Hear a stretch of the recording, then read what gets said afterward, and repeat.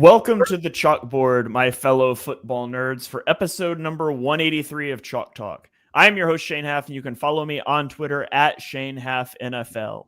I'm joined today by the best co-host in the game. You've heard him on the Tough Cover radio show. It is Mark Henry Jr. Give him a follow on Twitter at MarkHenryJr_. Mark, how are you doing today? I'm doing well. I think I'll have my podcast studio set up behind me, not the Christmas tree soon. We got a new addition to the podcast studio, so let's build up the suspense for next week. Next week we debut my new addition to the podcast studio.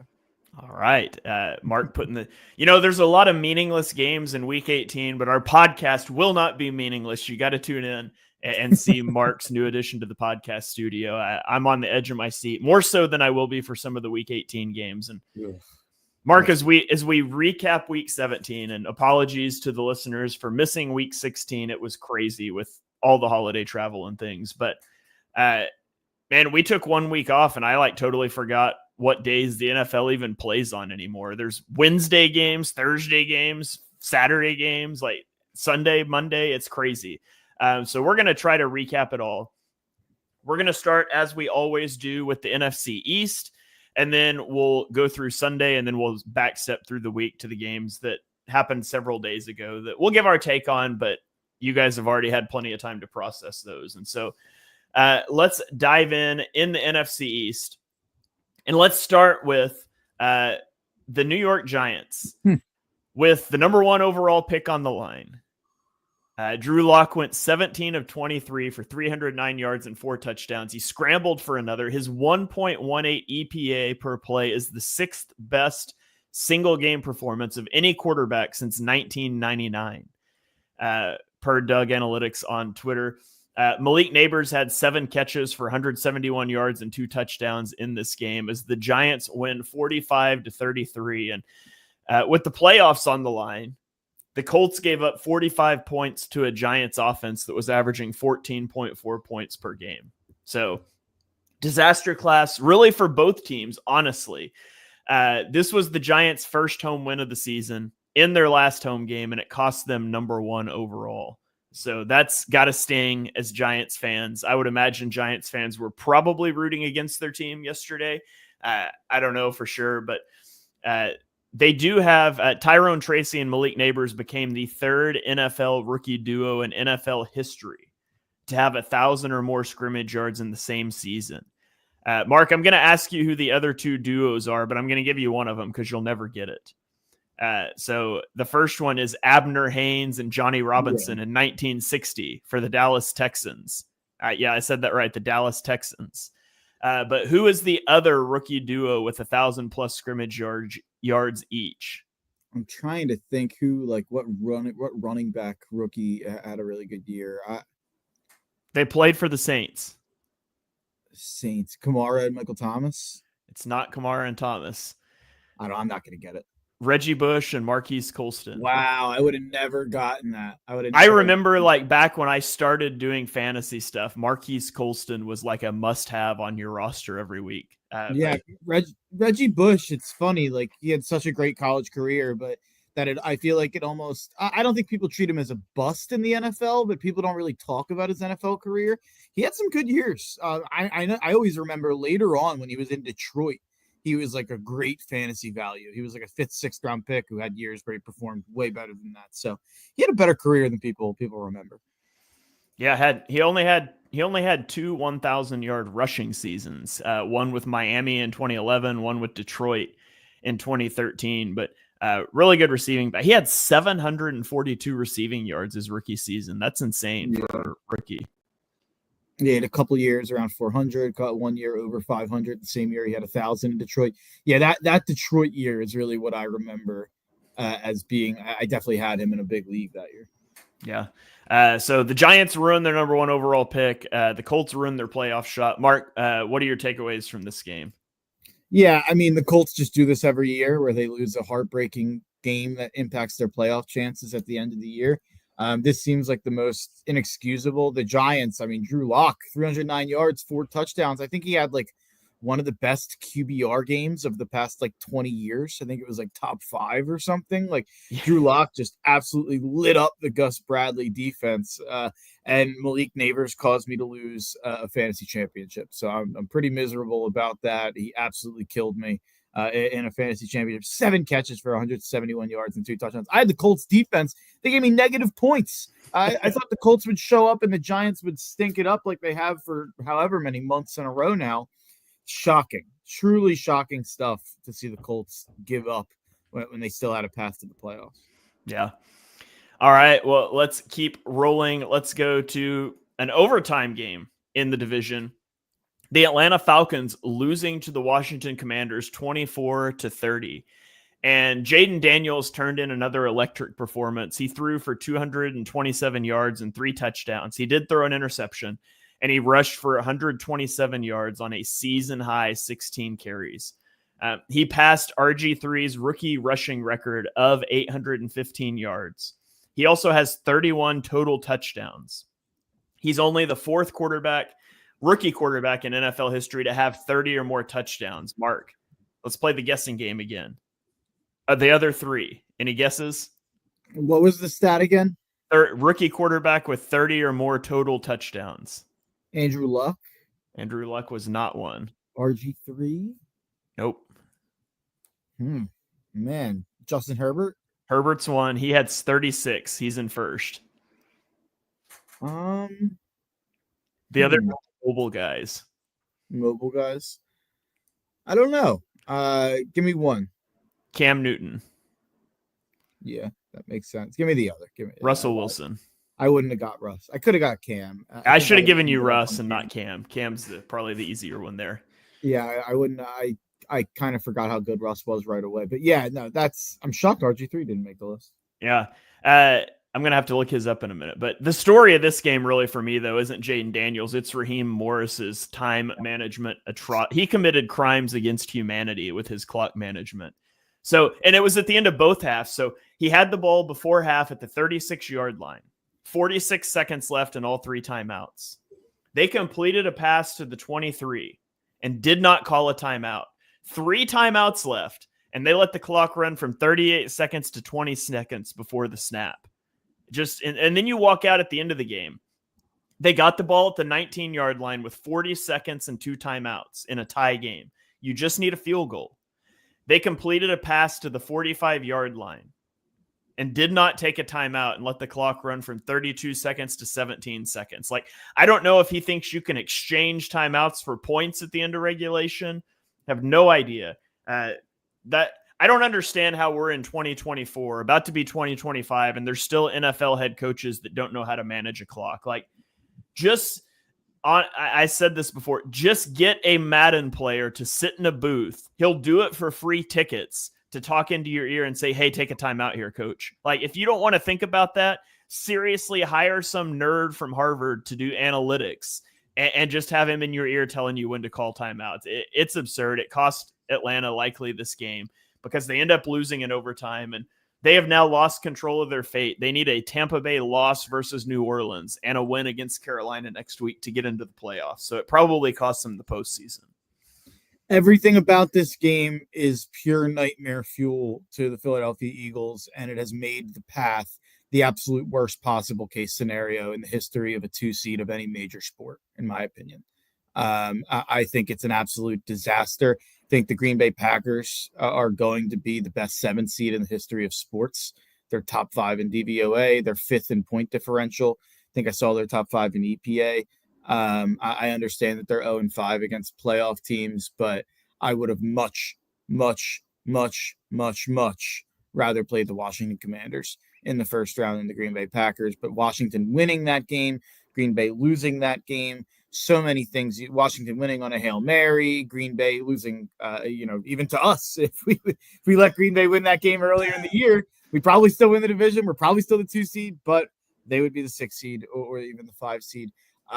Everything that's happened has caused a nightmare scenario for Philly, where Washington is now the 6 seed. Green Bay is now the 7 seed. They will have to play Green Bay, who, in my opinion, I know it sounds crazy to people to say after last night when they lost to Minnesota in Minnesota, I still am more afraid of Green Bay than anybody in the NFC. I truly believe that when playoff time comes, Matt LaFleur and Jordan Love are not who I want to face. So I think having to face them in the first round is a disaster. And then if you beat them, you have to hope that the LA Rams beat Washington. Because if Washington beats the Rams in that scenario, then you're facing the winner of Tampa Bay, who owns us, and Minnesota, who will probably be 14-3 as the 5 seed, or Detroit, who will probably be 14-3 as the 5 seed. An abject disaster in every sense of the word. I am miserable. Yeah, that's what I have to say about Green Bay being the 7 and Washington being the 6, which is the only thing I care about from this game. And then, honestly, if you want to add another layer to that cake of awfulness, that layer would be Atlanta losing last night allows Tampa to make the playoffs, whereas we would have potentially maybe had a second round matchup against the Falcons. I don't think they would have beat Minnesota, but yeah, I just think no matter how you look at it, and I know everybody's doing well, if you're scared, get a dog. We're better than everybody. We're as good as anybody. This team's better than the 2022 team. Well, the 2022 team had a bye and then had to face Daniel Jones and then immediately injured Brock Purdy. So I do think paths matter. There are plenty of teams that have gotten to the Super Bowl because of their path. There are plenty of teams who haven't gotten to the Super Bowl because of their path. I'm not saying that the Eagles aren't going to go get to the Super Bowl. If you made me predict, I probably would still predict them to do so. But I think the chances just got a whole lot worse. In Philadelphia, what's the line if you're playing Green Bay? I think 3.5. 3.5. What is it if you're playing Washington? I think 8, 7.5, 8. I think Tampa's the hard one to guess. I don't know what Vegas thinks of Tampa because it's been so up and down with their injuries, and I would guess 5.5, 6. But Green Bay, I think, is 3.5. I think Washington's at least 7.5. It's over a touchdown. I was gonna say I would have said Washington like 6.5 or 7.5, and I would have said Green Bay is probably like 4.5. So Vegas really loves Green Bay. They have all year. Yeah. So yeah, we'll get into some more of that stuff perhaps later in the show when we get to Green Bay. But let's go to briefly. We don't normally talk Eagles, but they played Dallas this week, so we'll briefly touch on it. Eagles win 41-7, playing 2 backup quarterbacks. Mark, I thought this was crazy. I went and looked it up. In the last 5 years, the Cowboys and the Eagles have played 10 times. How many times do you think the game has featured the starting quarterback for both teams? Oh, I don't know the number of that, but I know Jalen's only played 6 of the last 10, and Dak's only played, I think, 4 of the last 10. It's been starter versus starter 3 times.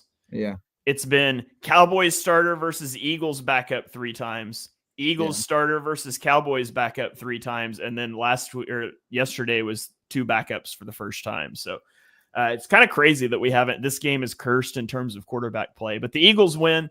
They clinch the 2 seed. They clinch the division, and that makes it the 20th straight season without a repeat division winner, which is the longest streak in NFL history. I think I saw the next longest streak active is 5. So it's crazy how the NFC East has had so much parity over the years. But quick takeaways from this game.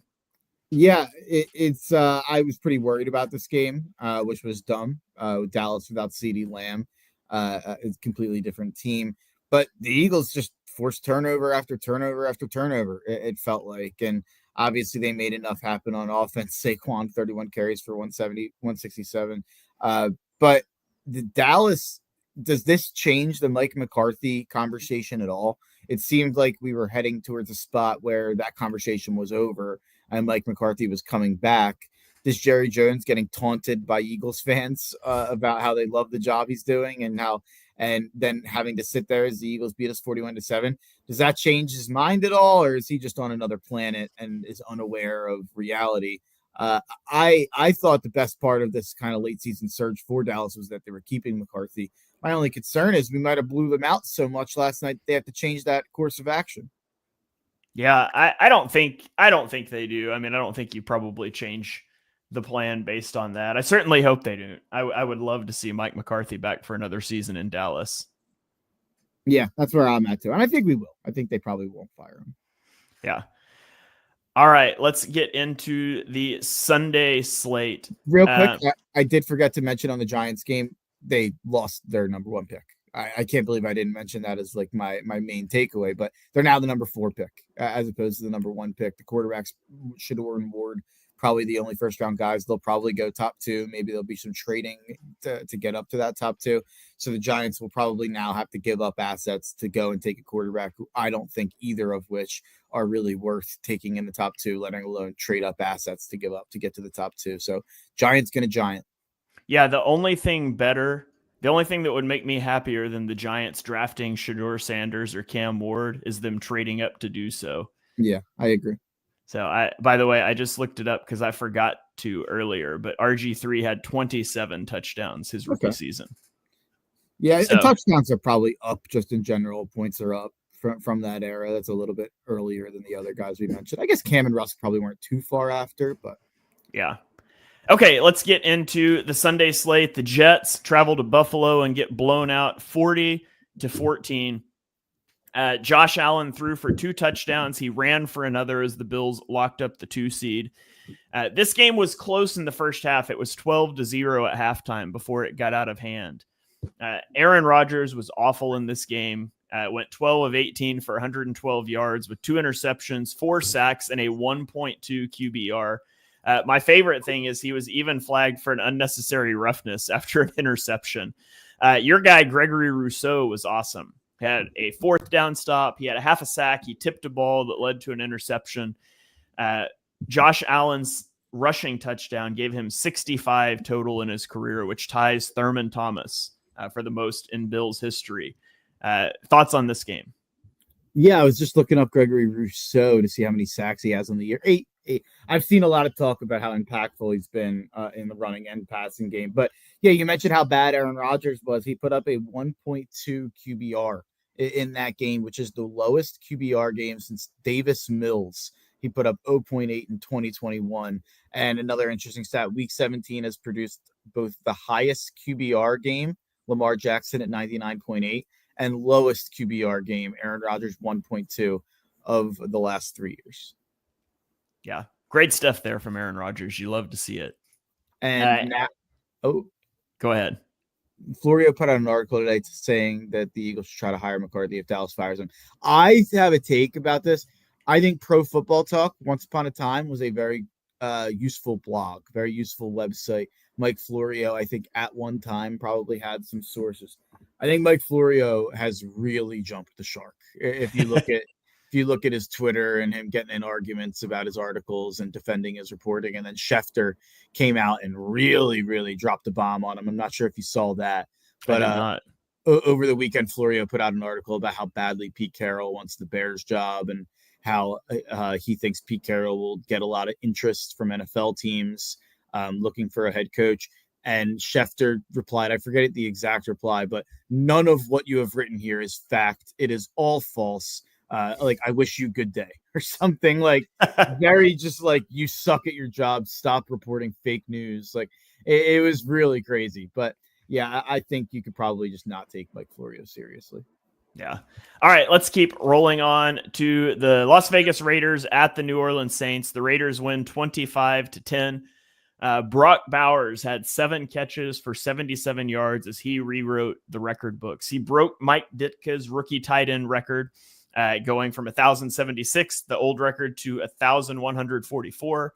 He broke Puka Nakua's receptions record, going from 105, the old record, to 108.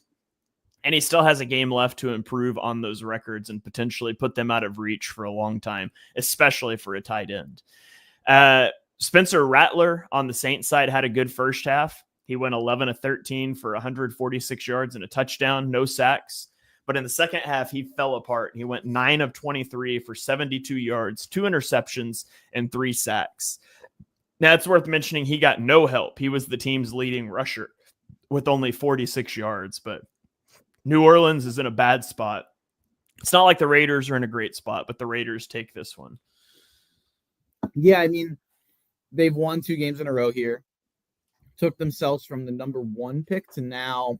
I just had it up. Let me the number 8 pick for the Raiders. So they went for the number 1 pick to the number 8 pick in 2 weeks. That's a massive jump in this draft. And you look at Aiden O'Connell. 3 of the last 4 weeks, 340 yards, 2 touchdowns, no picks, 257 yards, no touchdowns, no picks, 242 yards, 2 touchdowns, no picks. 3 of the last 4 weeks, O'Connell's been really good for the Raiders. It would be really funny, really, really funny if the Raiders decide to go with Aiden O'Connell again for another season because of how he played against the Saints and the Jags in week 16 and week 17. Yeah, it'll be interesting to get into the QB conversations later in the offseason about what some of these teams should do, because it's kind of a rough offseason to need a quarterback. But the Eagles would like to remind everyone that Kenny Pickett will be available via trade this offseason. Tanner McKee, untouchable. So. Yes. So, all right, let's keep going. Carolina at Tampa Bay. Tampa Bay wins 48-14. And Mark, nobody wants to win the NFC South. After a loss at Dallas, the ball was in the Falcons' court, who blew it on Sunday Night Football. And so since Atlanta lost, Tampa wins the division and secures the 4 seed with a win against New Orleans next week. That's all they got to do. Baker Mayfield threw for 359 yards and 5 touchdowns. Mike Evans caught 2 of those and had 97 yards. So he only needs 85 yards to keep my favorite streak in sports alive with his 11th straight 1,000-yard season. I did think that this was still an encouraging performance from Bryce Young, despite his stat line. He's 15-28 for 203 yards and 2 touchdowns, 5 sacks, fumbled twice, but there was no run game. They had 31 yards rushing. He was pressured on 69% of his dropbacks, but he led 2 first-half touchdown drives. He led a field goal drive before half. The field goal was missed, but he got him into field goal range. So I thought it was an encouraging performance still from Bryce Young. It was an awesome performance from Bucky Irving, who had 20 carries for 113 yards, and he had 77 receiving yards. He now has 1,000 rushing yards this season. He's proven himself as a receiving threat, and he was taken 125th overall in the draft. I had him 74 on my big board. Really liked Bucky Irving. He was my running back too. So I'm happy to see him doing well, and Tampa now controls their destiny when it comes to the playoffs. He might have been my RB1. I'll have to go check that. I probably had him right around that same number as you overall because I ranked all the running backs super low here. But yeah, Tampa, I have no idea what to make of Tampa. I went all in on Tampa before the Dallas game, saying I thought they were the 7th best team in the NFL, saying I thought that they would beat Minnesota in a playoff game if they faced off in the first round. And then they go out and they lose on the road to a Dallas team that goes out and loses 41-7 the week after it. But the Bucs looked every bit like the team that we saw against the Chargers in LA a couple weeks ago here against Carolina. And I have no idea what to expect of Tampa on a week-to-week basis. I would say that the 5 seed having to play Tampa is going to be dangerous if they show up at all like they showed up against the Chargers and the Panthers. Obviously, if they show up the way they did against Dallas, then they'll lose. But I can already kind of picture Tampa as the 4 seed, as like they played Detroit. I think they'd be like a legitimate 4.5 point dog at home in that game. If they played Minnesota, I think it'd probably be around that 3 number, 2.5 or 3. And I think Tampa would beat Minnesota in a first round playoff match. But the last time I went in on Tampa, they made me look dumb. So they'll probably do the same here. You had 5 running backs in the 90s. Bucky Irving was technically your number 2 behind Audric Estime, but you had 5 guys between 91 and 98 overall. Yeah, that makes sense. I was really low on this class in terms of, because I thought there was a lot of guys around the same level. Yeah. So I didn't want to take any of them too high. But Bucky was the guy that I kind of geeked out about in the offseason. Yeah. Okay, let's keep rolling here. Let's go to Jacksonville, where the Tennessee Titans lose to the Jags 20-13. Very meaningless game. I will just say Brian Thomas Jr. had 7 receptions for 91 yards and a touchdown. He also had a rushing attempt for 18 yards. Here's another chance, Mark, another guessing game. He is one of 4 rookies in the Super Bowl era to have 1,100 receiving yards and 10 or more receiving touchdowns. Who are the other 3? Jefferson. He's actually not one. Wow. I suck at this. Puka? Nope. All right, I give up. Okay, it was Odell Beckham Jr., Jamar Chase, and Randy Moss. They all made sense. I should have gotten all of them. Yeah, I'm bad at this. you should have. You are bad. You should be ashamed of yourself. Brian Thomas Jr., the number 4 fantasy wide receiver right now as a rookie. That's wild. That is pretty insane stuff. Yeah. Justin Jefferson had 1,400 yards, but only 7 touchdowns. So he didn't hit the double-digit touchdowns. Let's see. Puka Nacua had 1,486 yards, but only 6 touchdowns. So they both missed it by virtue of touchdowns. Who are the only receivers this year to have had a better fantasy season than Brian Thomas Jr.? AJ Brown. No, he missed too many games. Oh, that's right. I forgot about the injuries. Shoot. I'm going to be bad at this because I don't really care. Justin Jefferson's probably one. Jefferson was one, the wide receiver 2. He was wide receiver 2. There's the guy who was number 1 was actually number 1 by a wide margin this year. Let me think. You just said his name. Jamar Chase. Yeah. And CeeDee Lamb. No, CeeDee Lamb's 5th, but 3rd is Amon-Ra. Okay, yeah. Makes sense. Jamar has been the fantasy MVP this season. I'd say he's averaging 24.1 points per week. Justin Jefferson is having an amazing year at number 2, 19.7 points per week, just to give a reference of how far ahead Jamar is than everybody at wide receiver. It's pretty insane. Yeah. All right. Well, let's keep rolling here. Let's go to Miami at Cleveland. I lost my spot for a second. Miami at Cleveland. Miami wins 20-3. They win without Tua and keep their postseason hopes alive. They still need help, though. They can get the final wild card spot if Denver loses to Kansas City, who is likely resting starters with the 1 seed clinched, and then they need to win over the Jets. So you would assume they beat the Jets. It'll come down to how Denver fares against KC minus Patrick Mahomes, probably. Tyler Huntley played well in place of Tua, though. He went 22 of 26 for 225 yards and a touchdown. He also rushed for 52 yards and a touchdown, and he had no help. Miami had 22 yards on 20 carries outside of Tyler Huntley. So Miami's playoff hopes narrowly stay alive. Thoughts on this one? Yeah, Miami needs Carson Wentz. The biggest Carson Wentz fans in the world are in South Beach this week. The Miami Dolphins, if Carson Wentz can go out and beat Denver, then all Miami has to do is beat the Jets on the road. I do think I'm seeing this line for the first time. Actually, betting in Week 18 is always wonky, and the odds are always a bit wonky with what teams need and such. I will say the Dolphins being -2.5 at the Jets, where Aaron Rodgers played the way he did and got benched for Tyrod. That feels like an insane line to me. Why is that not -6.5? It's going on at the same time as the Broncos Chiefs game that they'll need to know the outcome of. Like, I don't think if they're up in the second half, they're just going to stop trying if that's a blow. Like, I actually think that's an interesting bet that I'm going to make this week. Miami -2.5 at the Jets, because I think they're going to try no matter what. And I actually think that Kansas City and Carson Wentz probably keep it close with Denver. Denver seems to play a ton of close games. That spread is like Denver -9, which I also feel like seems extreme to me.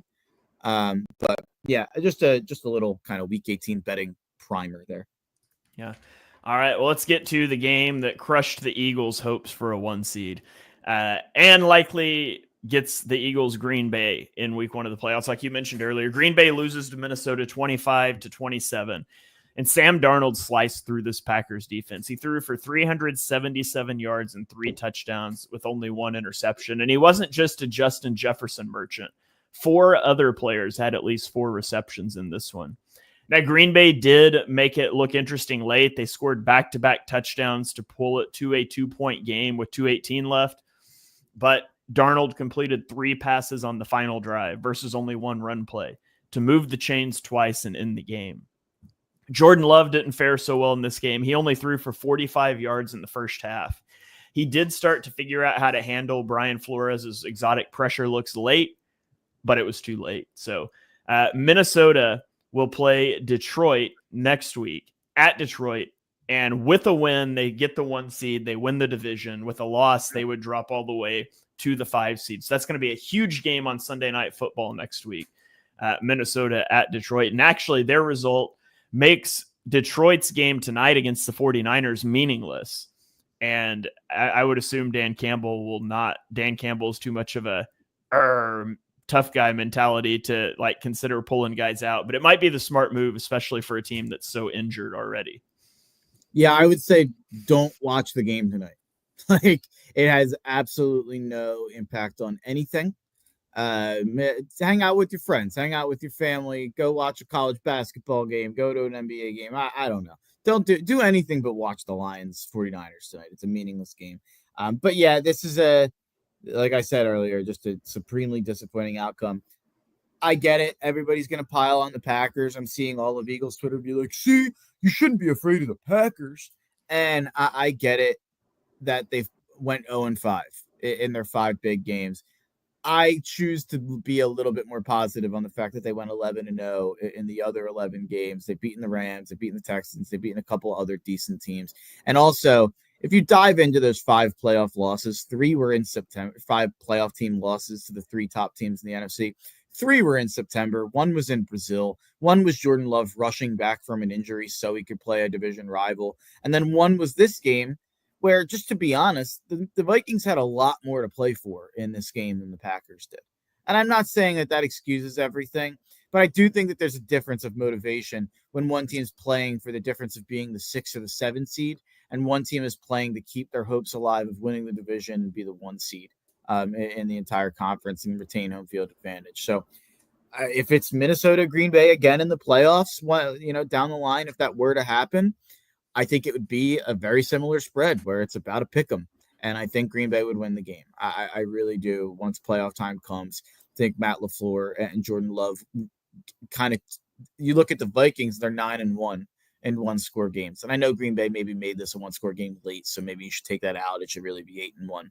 The Packers, on the other hand, have lost a ton of their 1-score games. You look at 4 of their 5 losses have been by 5 or less, and they've all been to the Eagles, Lions, or Vikings. I still think the Packers are going to be just fine. I think they have a top 7 quarterback, a top 5 head coach, a top 7 running back, a top 5 O-line, and a defense that didn't look good in this game at all, but has shown at times this year that they can at least be, top 5, top 10 unit. I know that they were number 1 between like week 8 to week 16 or something. I saw on DVOA, but I think Green Bay will be just fine. And I almost think this loss will throw people off the scent a little bit more and make them a little bit more dangerous. My only hope, truly my only hope, is that Washington loses to Dallas next week. They're only a 3-point favorite in that game. Maybe Washington won't care too much about the difference between the 6 and the 7 seed, although they should. Green Bay would have won the game if they didn't turn the ball over in the first half. I think they beat the Vikings in the playoffs. Thank you, Ben Gunter. I agree with you. I don't know if they would have won that game without turning the ball over, but it would have obviously been a easier task for them. And I do think it was a momentum killer. First drive of the game, Green Bay's moving the ball, and then you fumble on a first down run by Jacobs there. I do think that was a momentum killer. And then as for the other side, people are going to say that I'm poo-pooing them. I don't care. I think we should all be rooting our hearts out for the Minnesota Vikings next week against Detroit to be the 1 seed. I look at going to Minnesota equally as hosting Detroit. I think that's equally as hard of a game. I think I'd actually rather go to Minnesota than host Detroit, if that makes sense. Yeah, I think I could get on board with that. It's at least I would be a little concerned about the way Flores plays defense against the Eagles, getting protection sorted and things. But yeah, I don't know. I think I'm with you, but I am not positive. I'd have to dive into it some more. So, okay, let's keep going. That's all the Sunday games. We're going to briefly get through the Wednesday, Thursday, and Saturday games because apparently the NFL plays every day now. Chargers at Patriots. Chargers win 40-7. Chargers scored on 8 of 10 possessions. Ladd McConkey had 8 catches for 94 yards and 2 touchdowns. He topped 1,000 yards. He also passed Keenan Allen for the most rookie receptions in Chargers history and tied Odell Beckham Jr. for the most consecutive 50-plus receiving yard games in a rookie season. I like seeing McConkey do well because it confirms a prior I had about him for the draft. I really liked him. Drake May took a headshot scrambling near the sideline in this game. I didn't like seeing that. One, you're a 3-win team in a meaningless game. Protect yourself. Two, he was 3 yards short of the marker. He had no chance to get the first down. Like, just protect yourself. He did come back into the game, which also seems a little crazy in terms of managing a young franchise quarterback that's getting pummeled and just took a headshot. I did not like how the Patriots handled that. I didn't like that he put himself in that situation. And, I think Drake May is really good. I just want his career to last long enough for a team to get built around him. Yeah, no, I definitely agree. And with the Chargers, you're either going to be the 5 or the 6 seed. And I cannot emphasize how massive that difference is. With the 5 seed, you're going to Houston. With the 6 seed, you're going to Baltimore. That is a much, much different thing. And with how they scheduled week 18, you have the Steelers playing Saturday night. So if the Steelers lose that game to Cincinnati, who will be playing for their Cincy is favored in that game, Cincy -3 in Pittsburgh.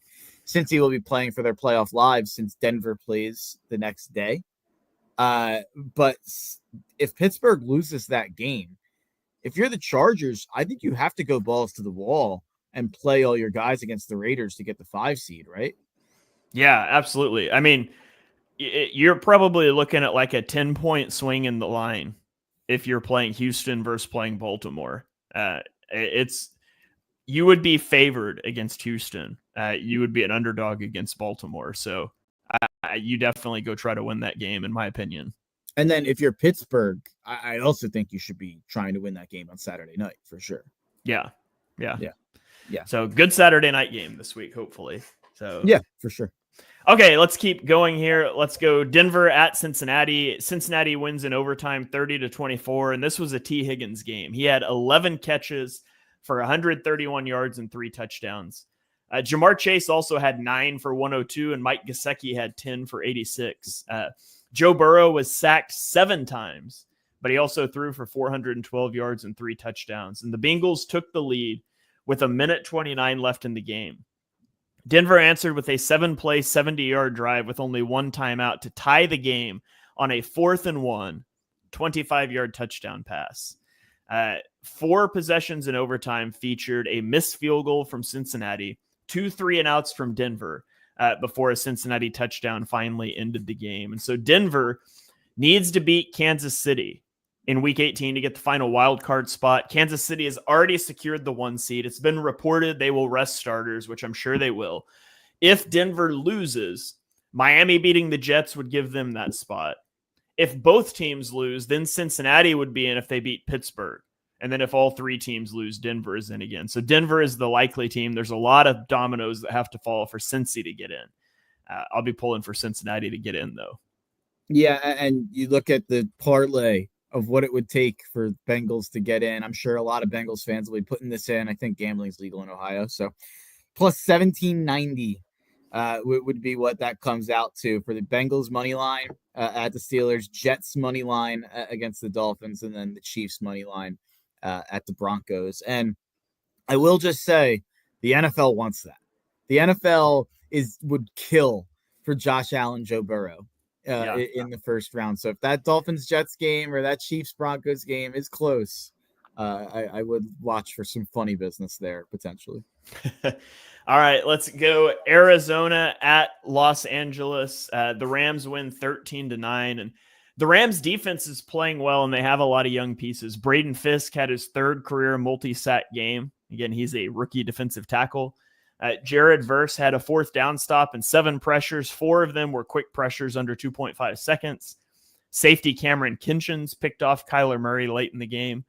This was the Rams' 3rd straight game holding an opponent to single-digit points. They held San Fran to 6, the Jets to 9, and then the Cardinals to 9. Now, it's also worth pointing out they failed to score more than 20 in all 3 of those games, too. So the defense playing well, the offense is not as they head into the playoffs. On the Cardinals side, Trey McBride had an awesome game, 12 catches for 123 yards and a touchdown. Marvin Harrison Jr. had 6 for 96. Any thoughts on this game? The Rams offense has serious problems. I mean, you look at the box score of this game against the Cardinals, and it's kind of shocking. that they lost it. They were outgained by 130 yards. They had 20 less plays than the Cardinals. They had 12 less first downs than the Cardinals. They had, I guess the issue is the turnovers. Arizona had 2 turnovers. Rams had 0, and someone said Eagles offense put up 37 on the Rams defense. It does seem like the Rams defense has turned a bit of a corner the last couple of weeks, but I do think that's partially because of the opponents they've played as opposed to when they played Philly and Buffalo, and their defense has allowed a lot of points. I'm just saying, I think Washington is primed to beat the Rams. I do not think the Rams are going to win a playoff game. I think if it's Green Bay, they'll definitely lose to Green Bay. And if it's Washington, we will be rooting really hard for the Rams as Eagles fans.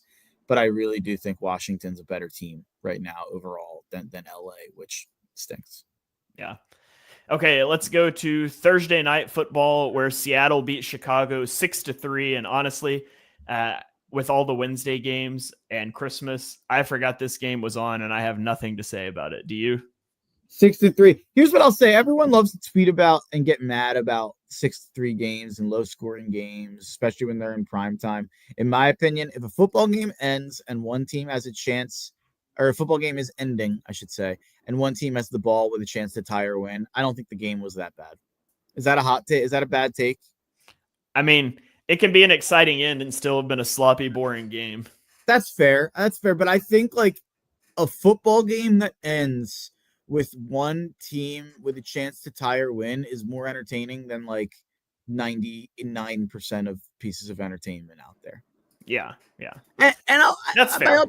My other thing is, and I saw someone tweet about this a couple months ago and being like, I think red zone has broken the brain for some because we see all these scoring touchdowns and it's like, oh, every game should be like that. So then when we get these 6-3, 12-6, 9-6 games, we freak out. These games have been happening forever. These games have been happening our whole lives. Go look at the average total of a game in the early 2000s and look at it now. There's so much more scoring. So every time we have a game like this, the NFL Twitter, NFL media loves to do quarterback plays in a bad place. The product is bad right now. And it's like, I think you could pick games like that every year and do that, especially from my childhood, which I think a lot of the people saying that about this current era are pining for the early 2000s, mid 2000s. If you were there, you watched bad quarterback play often. Like it wasn't like that. It wasn't like there being 10 to 12 bad quarterbacks is a new phenomenon. Yeah, I can enjoy like a defensive slugfest too, as long as like it's good defensive play, not bad offensive play. And there is a difference. And I didn't watch this game, so I can't tell you which one it was, but it's probably a mix. It was probably yeah. Okay, let's get to the Christmas Day games, which is the stupidest thing the NFL's ever done, putting games on Wednesday. But the Chiefs beat the Steelers 29-10. And I do want to point out, Mark, that on a week where Russell Wilson threw 0 touchdown passes, Mason Rudolph, Mitchell Trubisky, and Kenny Pickett all threw touchdowns. So all 3 former Steelers quarterbacks got a touchdown. Wilson had none. It's also worth pointing out that Justin Fields has triple the EPA per play of Russell Wilson this season.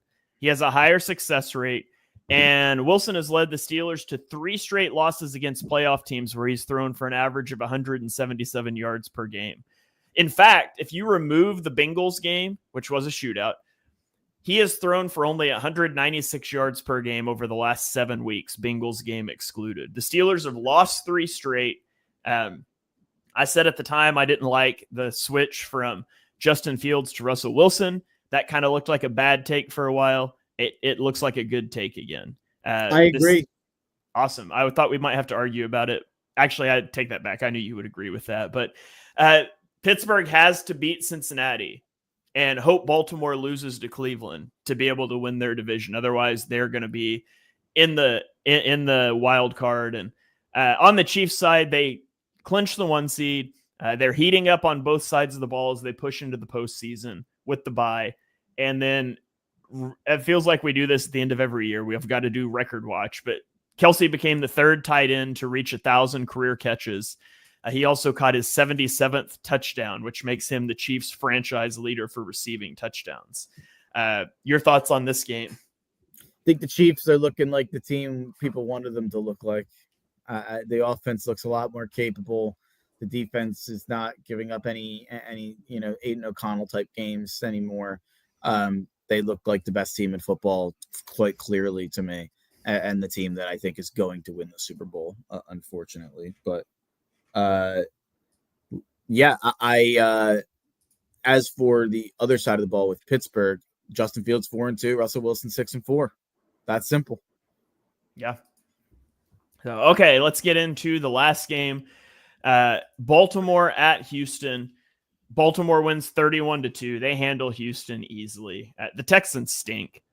Last year, they won 10 games in a playoff game, and they have taken such a step back this year. They're going to host a playoff game, and they'll have a chance to win said playoff game because their likely opponent is Pittsburgh. But it's very disappointing that they didn't take a leap this season in the second year with Stroud and with DeMeco Ryans. On the Ravens side, I don't think there's anything noteworthy to say in this game other than if the Ravens beat Cleveland, they'll win the division next week. And so that's something to watch for, but I don't have a lot of takes on this game other than just the Texans are really disappointing this year. Yeah, I have a big bet on Baltimore to win that division. So I am very much hoping for no tomfoolery in the last week of the year. That was one of the better bets I've ever made at plus money for Baltimore to win the division when they were like a game and a half behind Pittsburgh. But I was able to seek out and look. Pittsburgh had three games in 10 days at Ravens, at Eagles, Chiefs at home. And I knew that they weren't going to win any of those. So here we are. That was a good bet by me. But Pittsburgh needs to put Fields back in the game and then I would be hammering Pittsburgh to beat Houston in the first round. Whoever plays Houston, I will be betting against in the first round. I kind of prefer that to be the Chargers. I think the Chargers are better than the Steelers at this point. Is that wrong? No. You would take the Chargers too? Yeah. I think the Chargers are better than the Steelers. I think the defense is playing just as good as the Steelers at this point. So I would say if the Chargers play in Houston, I think that line is like Chargers minus. I think honestly, they're probably both around 3. The Chargers and the Steelers, I think, are probably both around a field goal favorite in Houston in round 1, and I would bet on either of them. I'd prefer it to be the Chargers. Yeah, we got a comment here asking if Stefanski is fired after this season for the Browns. What is your thought? I have no idea. I honestly think we could take like just a quick second and just go around to all of the teams that are on the fence of firing their coach. I think that's the one that I have no idea. I think no. If I had to guess, here's my thing: you can fire Stefanski, but there's not a sane person who will take that job this offseason unless you also cut Deshaun Watson, because nobody is stepping into that mess knowing that their future is tied to Deshaun Watson. There is a much larger problem than Kevin Stefanski, and so to me, that's what we got to get rid of. We got to move on from him. The only thing that makes any sense to me, and it doesn't really make that much sense, they have Vrabel in the building right now as he's like a, I don't even know, assistant coach. He's on the sideline. So he's not just some consultant who's not dealing with anything, but he was on the sideline recently. Maybe if you want to keep Vrabel in the building, you get rid of Stefanski. But yeah, Joe Chick's commenting about Raheem Morris. Raheem Morris has cost the Falcons multiple games this year. He was truly a terrible hire. Which I was loud about at the time. I didn't get the hire. I wouldn't have hired a DC. I didn't think that he had earned that job at all. The other jobs that are kind of up in the air. Does Miami fire McDaniel? I think no, probably. Yeah, probably not. Does New England fire Mayo? I lean no. They shouldn't, but they shouldn't have hired him either. Like, if you get rid of him, it's probably a net positive, but this team's so bad. What did you expect? Zach Taylor, I think probably not. He should be. He should have been fired 4 years ago. He should be, but I don't think he will be. Probably not. I don't think he will be. Steichen shouldn't be, and I don't think will be. Yeah, same. Doug will be gone. I don't think the Titans fire Callahan. The Raiders should fire Pierce, but I don't think they will. Yeah. someone commented the Cardinals. Did the Cardinals fire Gannon? I think they should. I don't think they will. Yeah. McCarthy. I think they should. I don't think they will.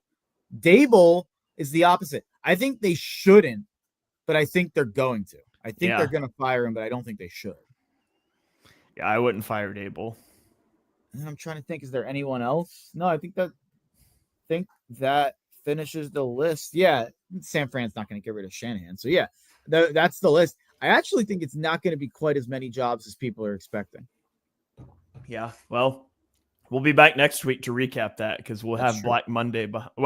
Black Monday will be ongoing next week as we record. So that'll be interesting. We can break some news on the pod. So that's going to do it for our recaps this week. Mark, for my final thoughts, I'm going to tell you who should win MVP and Offensive and Defensive Rookie of the Year, and you can tell me if you agree.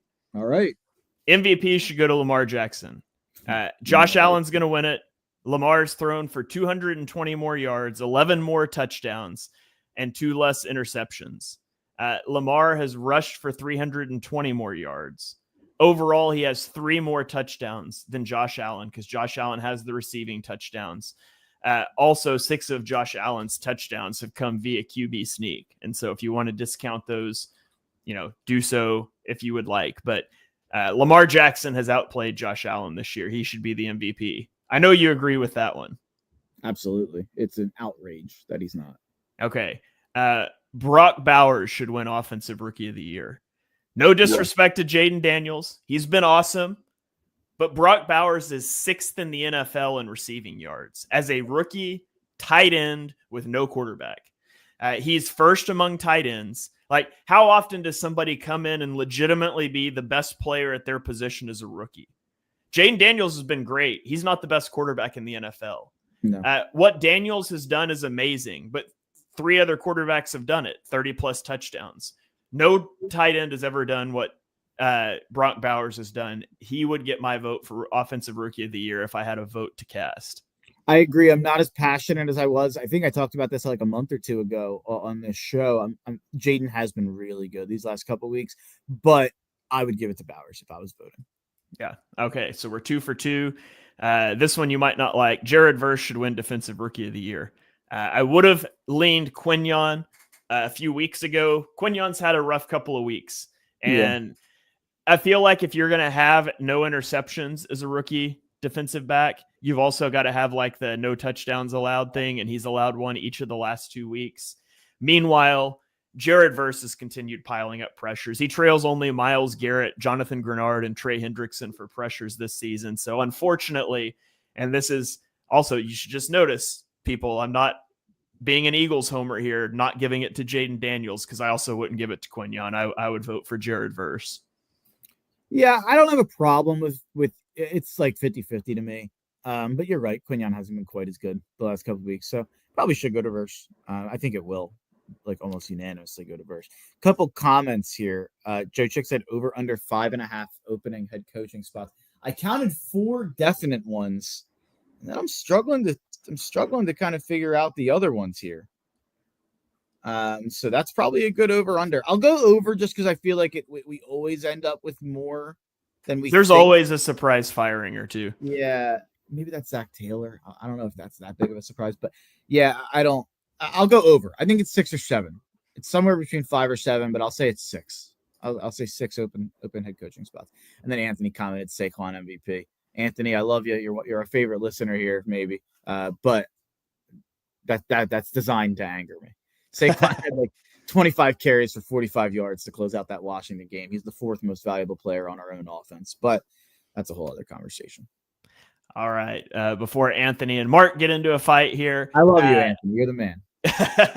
Let's get out of here. Mark, I gave you my final thoughts. Do you got any final thoughts you want to fire off? Final thoughts. I'll just do the college football playoff bets that are coming up here Tuesday and Wednesday. So I got tomorrow. Wow, I didn't realize it was the 30th. Wow, that was a little bit of a wake up call for me there. But on the 31st, I like Boise to keep it close with Penn State. Not super confident in that one. That would be my least confident of these. I think Texas rolls Arizona State. Texas is going to beat the crap out of a -12. I might alt line that up to 19.5. I think Texas wins by 4+ touchdowns there. Hook 'em. Sorry, Shane. And then Oregon, give me the Ducks +2.5. I know that Ohio State looked great last week, and I think they are great. But I think there's a chance Oregon might just be the best team in the country and one of the best teams in recent memory, and we keep disrespecting them. And then last but not least, most importantly, go Irish at 8:45 on New Year's Day against Georgia. Only like pretty much a pick 'em there, only +1, +1.5. I'm starting to believe and starting to buy in. I think they're going to beat Georgia somehow, some way. It sucks. It kind of sucks for Oregon and Georgia that they got the top 2 seeds and they have the 2 hardest games this week. Like, you would much rather be Texas or Penn State playing absolutely. Arizona State and Boise State than Oregon or Georgia having to play Notre Dame and Ohio State. And you think about it this way too, Notre Dame should have been ranked above Penn State on the college football playoff ranking. They decided that they weren't going to punish Penn State for losing in the conference championship, which I think is ridiculous. If the game exists and you can be rewarded for winning it, there should also be consequences for losing it. It's not like we should just pretend that the loser didn't play the game and the winner was the only team who played. If Notre Dame jumps Penn State one spot, which they were one spot behind them the entire year, and then they lost the game and didn't move, Notre Dame jumps them. Notre Dame's playing Arizona State right now instead of having to go play Georgia down south. I'm confident. I think they're going to get the job done, but man, do I wish I had Penn State's path to do it. Maybe Notre Dame should get in a conference. That's what it's trending to. And it's unfortunate because I hate the whole conference thing and like rooting for the other teams in your conference to help the conference look good. And I kind of hate all that. I like Notre Dame just being like, we play our games and judge us off that, and we get to go make our money from NBC that the conferences don't want to give us. But that's a whole other.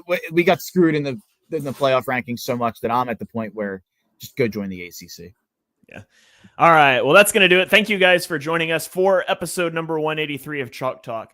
If you enjoy what you heard on the show, and we know that you do, smash that subscribe button and turn on notifications so you don't miss our next episode. Drop us a 5-star rating and review wherever you stream your podcast. You can follow us on Twitter. I'm at Shane Heff NFL. He is at Mark Henry Jr., and we will catch you guys next year.